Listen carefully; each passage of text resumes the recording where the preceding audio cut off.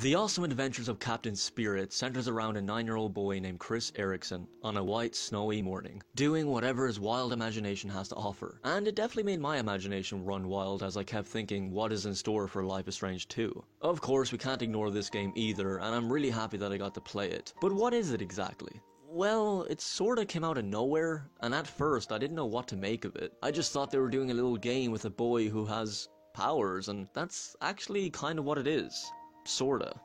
But the first thing I had to point out is how gorgeous this game looks. I personally think they have improved a lot since the original Life is Strange, and you can really see that with Captain Spirit. It's not a major thing, but I can definitely see that they're outdoing themselves with every new game that releases. And for that, I raise my glass high to you, Don't Nod. Graphics aren't everything to me, but this game definitely looks pretty sweet, especially when you're outside. The snowy atmosphere is wonderful, and with little details like making footprints in the snow, it was really cool. A simple detail, but I like it. The game plays exactly like the Life is Strange games, so I had no problem playing, and I instantly felt comfortable with it. And sure, it does have subtle changes to it, such as his dad calling him for breakfast and you choosing to answer him or not, and we'll probably see more of that stuff in the future. But yeah, you won't have any issues playing if you've played the Life is Strange games. Of course, I spent most of my time interacting with every possible object that you can observe, which will take up more time, which is great, because as I was playing, I managed to pass 3 hours. But really, the game is only 30-ish minutes if you don't explore or observe stuff. I know this because at some point when I talked to his dad, it went into a cutscene where a lady knocks on your door, and that's actually the end of it. So when I saw the credits, I did get a little confused, but I just went back to the game afterwards, and the second time around I did not interact with his dad, at least at that point, as I didn't want it to end. Of course you can talk to him, but when he's sleeping, I suggest talking to him after you've explored everything completely. So at least then you can play longer. The story reminded me of Chloe a little, as they have both lost a parent in a horrible accident, so it is quite heartbreaking, and with Chris losing his mom at such a young age, you really feel for the kid.